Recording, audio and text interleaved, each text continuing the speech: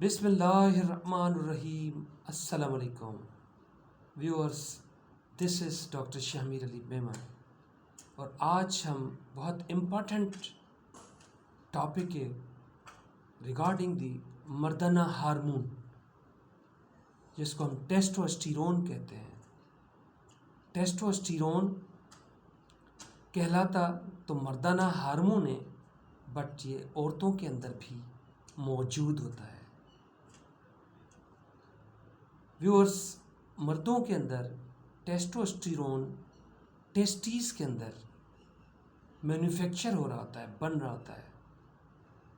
اب ٹیسٹوسٹیرون کے مردوں کے اندر کون کون سے فنکشنز ہوتے ہیں؟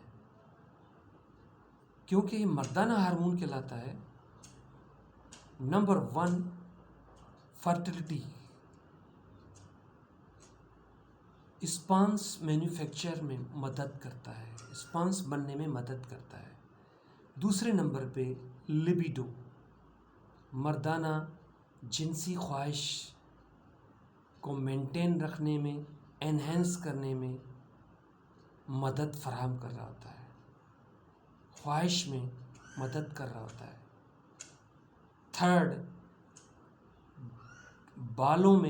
بالوں کی گروتھ میں مدد کر رہا ہوتا ہے، خاص کر کے گروئن ایریاز کے اندر، بغلوں کے اندر، مسٹیشز اور سر کے بالوں میں آنے میں، گروتھ میں مدد فراہم کر رہا ہوتا ہے.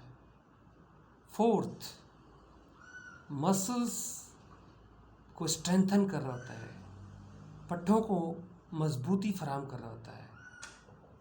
ففتھ، ہڈیوں کو اسٹرینتھن کرتا ہے، ہڈیوں کو مضبوطی فراہم کر رہا ہوتا ہے. اینڈ ریڈ بلڈ سیلز، چھٹے نمبر پہ RBCs بننے میں بھی مدد فراہم کر رہا ہوتا ہے. جس طرح بتایا کہ ٹیسٹوسٹیرون مردانہ ہارمون کہلاتا ہے، بٹ عورتوں کے اندر بھی موجود ہوتا ہے، بالکل موجود ہوتا ہے، پر بہت کم مقدار میں عورتوں کے اندر ٹیسٹوسٹیرون ہارمون بن رہا ہوتا ہے.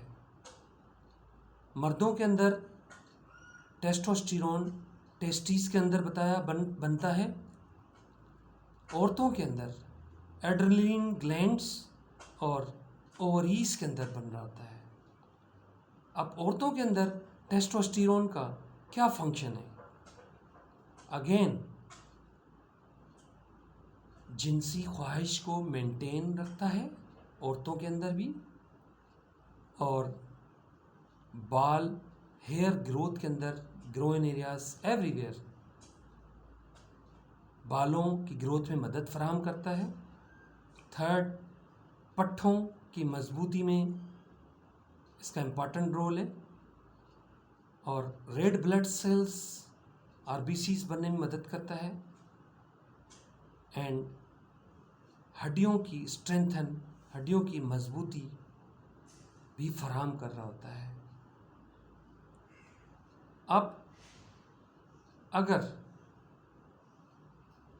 ٹیسٹوسٹیرون کی مقدار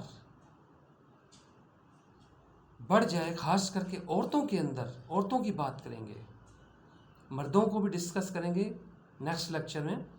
آج ہم عورتوں کے اندر اگر ٹیسٹوسٹیرون کی مقدار بڑھ جائے تو کیا کیا پرابلمس فیس کرنے پڑتے ہیں. نمبر 1، چہرے کے اوپر غیر ضروری بال آنے شروع ہو جاتے ہیں، فیس کے اوپر، چن کے اوپر. سیکنڈ، سر کے بال جھڑنے شروع ہو جاتے ہیں، ہیئر لاس ہونا شروع ہو جاتا ہے سر کے، بالکل اگر زیادہ بنے تو گنجا پن ہونا شروع ہو جاتا ہے عورتوں کے اندر. تھرڈ، جنسی خواہش میں اضافہ ہو جاتا ہے. فورتھ،